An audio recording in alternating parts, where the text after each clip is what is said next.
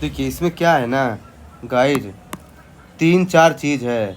एक है fundamental right, एक है फंडामेंटल ड्यूटी, एक है डीपीएसपी और एक है प्रियम्बल। इन चारों में बहुत ज़्यादा यूपीएससी जो है कन्फ्यूज़ करता है ना। अब ध्यान समझिएगा इन चारों में क्या डिफरेंस है। देखिए हम बोलते हैं कि हमारे पास फंडामेंटल राइट है, इसका मतलब जानते क्या है? इसका मतलब ये है कि वो राइट जो है ना हमारे जीवन जीने के लिए ज़रूरी है, और वो राइट जो है ना हम गवर्नमेंट है या फिर स्टेट के खिलाफ यूज कर रहे हैं। यानी स्टेट का वहाँ पे रिस्पॉन्सिबिलिटी है कि वो हमारे राइट्स को प्रोटेक्ट करे।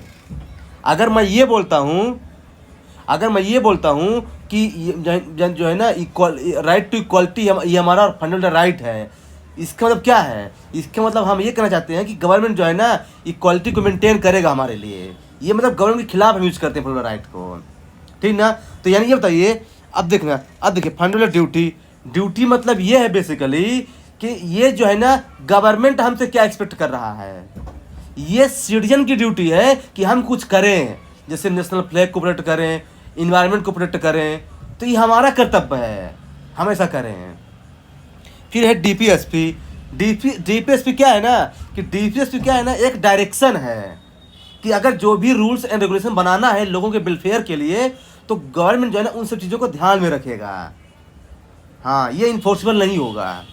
तो मतलब फंडामेंटल राइट और डीपीएसपी दोनों का उद्देश्य एक ही हो सकता है, पर यह है कि उनका नेचर डिफरेंट है।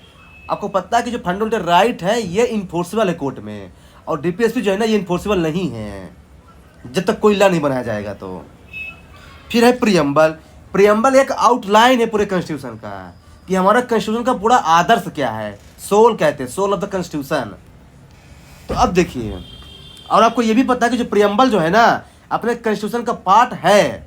ये केशवानंद भारती केस में सुप्रीम कोर्ट ने बोल दिया है कि प्रियम्बल जो है ना अपने कॉन्स्टिट्यूशन का पार्ट है, लेकिन इन्फोर्सेबल नहीं है। ये कोर्ट में ध्यान रखना, प्रियम्बल भी इन्फोर्सेबल नहीं है। तो इन तीन में से केवल एक ही इन्फोर्सेबल है, वो है फंडामेंटल राइट है, और तीनों इन्फोर्सेबल नहीं है कोर्ट में। अब देखिए क्या है ना, अब बात करते हैं इकोनॉमिक लिबर्टी की और इकोनॉमिक जस्टिस की। तो जैसे इकोनॉमिक लिबर्टी, जैसे आप लोगों ने बताया, जो इकोनॉमिक लिबर्टी होती है ना कि मतलब कि हम जो भी करना चाहे कर सकते हैं। हम अगर आईएएस बनना चाहते हैं हम आईएएस बन सकते हैं, हम टीचर बन सकते हैं, हम उससे ट्रेड कर सकते हैं। तो इकोनॉमिक लिबर्टी है, कोई रिस्ट्रिक्शन नहीं है, ठीक ना।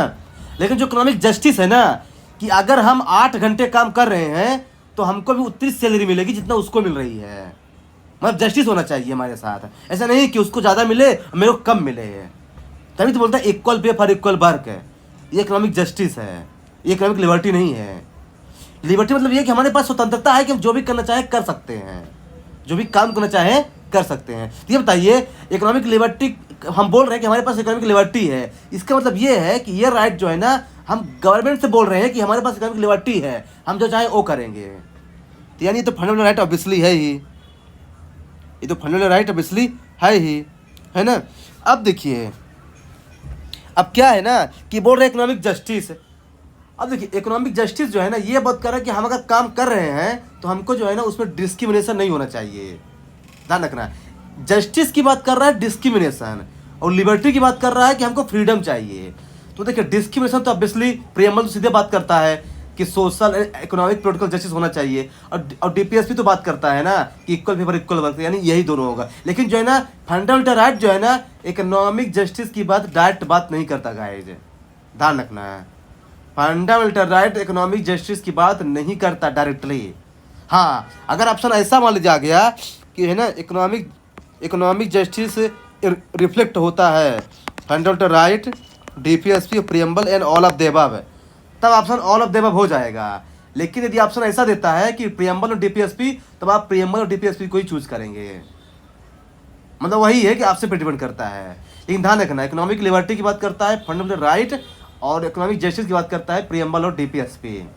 मैं ये कहना चाहता हूँ, इसमें क्या है कंफ्यूजन